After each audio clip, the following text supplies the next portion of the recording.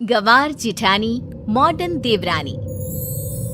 अर्पिता की शादी राकेश से तय होती है, जो एक सरकारी नौकरी करता था।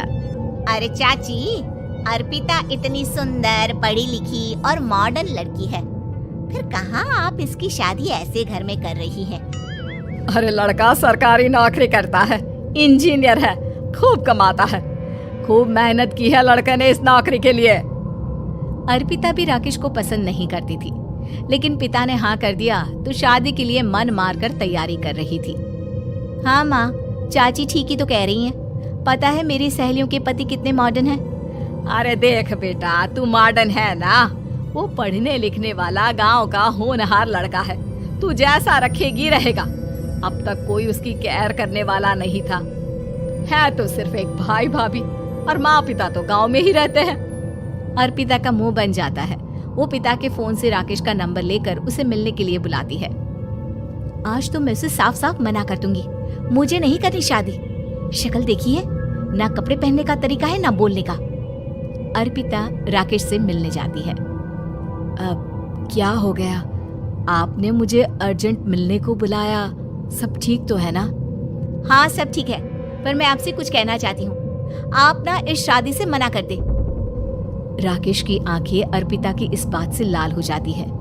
वो रोंधे गले से कहता है, लेकिन शादी की सारी तैयारियां हो गई हैं। मैंने आपके साथ एक अच्छे भविष्य का सपना भी देख लिया है। ऐसा मत करिए प्लीज। माँ पिता के अलावा मैंने किसी को दिल से अपना माना है तो वो आप ही है। देखिए, मुझे आपसे कोई समस्या नहीं है, लेकिन आप मेरे जैसे नहीं हैं। मैं मॉडर्न लड़की और आप। मैं आपसे वादा करता हूँ, जब तक आपके लायक नहीं बन जाता मैं कभी आपसे बीवी का हक नहीं मांगूंगा। अर्पिता राकेश का प्यार देखकर पिघल जाती है और शादी के लिए हाँ कर देती है। दोनों की शादी हो जाती है, लेकिन शादी के बाद राकेश की भाभी, जो कि पूरी की पूरी देहाती थी। ए राकेश, उठ, जब पानी भर कर ला, और तेरी बीवी को बोल के चूल्हा लगा दिया है, रोटी बना ले। क्या है ये सब? और तुम्हारी भाभी इस तरह चिल्ला क्यों रही है? क्या करूं, भाभी ही खाना बनाती है और मुझे पढ़ने के लिए इस घर में रखा, तो मैं घर का सारा काम कर देता हूँ। अब तुम आ गई हो, अपने तरीके से देख लो। ये मकान तो तुम्हारे पापा ने बनवाया था ना, शहर में, ताकि बेटा पढ़ाई कर सके। हाँ, पर भाभी ही पूरे घर में रहती है। ठीक है, देखो अब। अर्पिता बाहर जाती है। सूट पहनी अर्पिता को देखकर जेठानी का पारा हाई हो जाता है। ए शहर की हीरोइन, यहाँ ना चलेगा ये सब, समझी? साड़ी पहनो, साड़ी। वो नारंगी वाली निकाले हैं तुम्हारे लिए, जिसमें हरे रंग का फूल बना है, और सीधे पहुंचो रसोई में। मेरे आगे नहीं चलेगा ये सूट बूट का नाटक, समझी? देखिए भाभी, आप बड़ी हैं, आपने राकेश की पढ़ाई में मदद की, लेकिन ये मकान इनके पिताजी का है, तो मैं अपना पोर्शन अलग कर रही हूँ। मैं आज से आपके साथ नहीं रहूंगी। जेठानी का तो मानो पारा ही हाई हो जाता है। और ऐसा कैसे नहीं रहेगी? हाँ, और कौन बोला कि राकेश अलग हो जाएगा? वो अपने भाई के बिना नहीं रहता। आज देखिए तो, देखिए कल के आई छोरी क्या बोल रही है। राकेश के साथ बात हो गई है, मैंने ऊपर का हिस्सा राकेश को दे दिया है। उसकी अपनी जिंदगी शुरू हो रही है, तो अच्छा है ना कि अब रसोई भी अलग हो जाए। अर्पिता राकेश की ओर फक्र से देखती है कि उसने अर्पिता के लिए स्टैंड लिया। अर्पिता बाजार में जाकर सारा रसोई का सामान ले आती है। पिता के दिए सामान से घर सजाती है और अपने तरीके से पूरे घर की सजावट करती है। शाम को राकेश ऑफिस से आता है। कुर्ता पैजामे में राकेश को देखकर, अरे ये क्या पहना है? भाभी सिलती है ना कुर्ता, मैं सारी कमाई भाभी को ही दे देता हूँ। लेकिन अब ना बीवी को देना होगा, क्योंकि भैया भी अच्छी नौकरी करते हैं। भाभी अपने पति का पैसा संभाले और मैं अपने पति का पैसा संभालूंगी। तभी भाभी आ जाती है। अरे देखो, बहुत हो गया। हाँ, अलग रहने तक तो ठीक था, लेकिन पैसा हम एक फूटी कौड़ी नहीं देंगे। बचपन से तुम्हारे पति को हमने पाला है, उसका हिसाब दो। अच्छा, हिसाब चाहिए? कितना पढ़ी हैं आप जो आपको हिसाब चाहिए? बड़े भाई हैं उनकी, जिन्होंने उन्हें पढ़ाया लिखाया, वो हिसाब मांगेंगे तो जरूर दे दूंगी भाभी। अरे देख, हाँ, अगर तूने पढ़ाई की है तो मैं भी अंगूठा छापना हूँ। अरे 5 की क्लास तक पूरी पढ़ाई की है, समझे? वैसे भी कल इन लोगों के माँ बाबूजी आ रहे हैं गांव से, वही लोग ठिकाने लगाएंगे तुझे।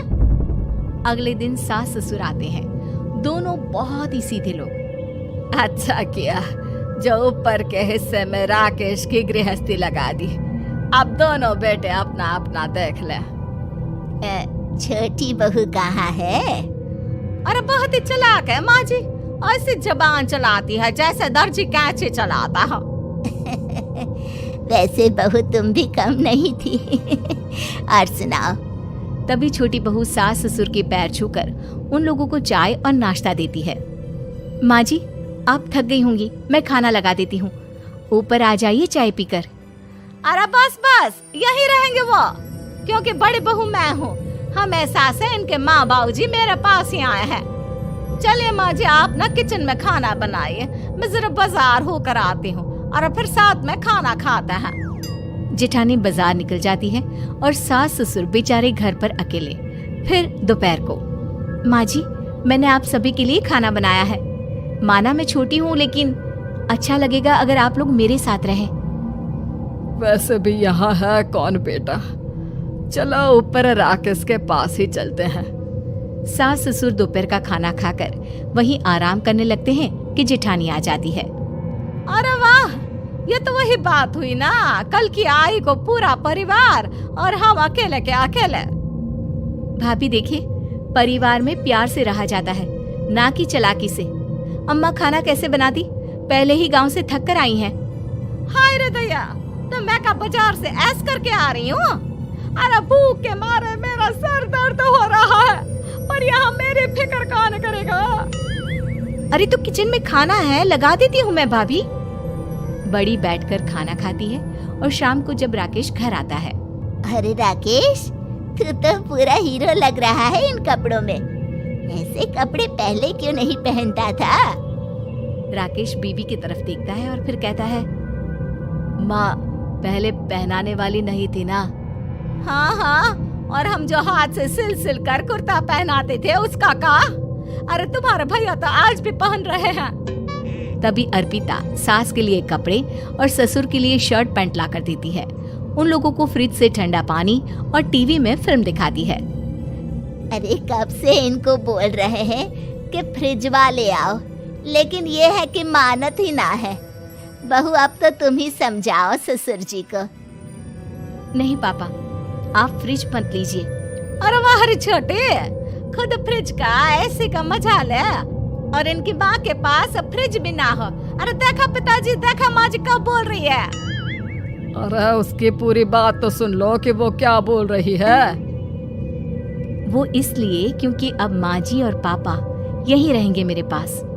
घर को घर सिर्फ मॉडर्न या गांव की सोच नहीं, बल्कि संस्कार बनाते हैं भाभी, और संस्कार अच्छे हो तो सब सही हो जाता है।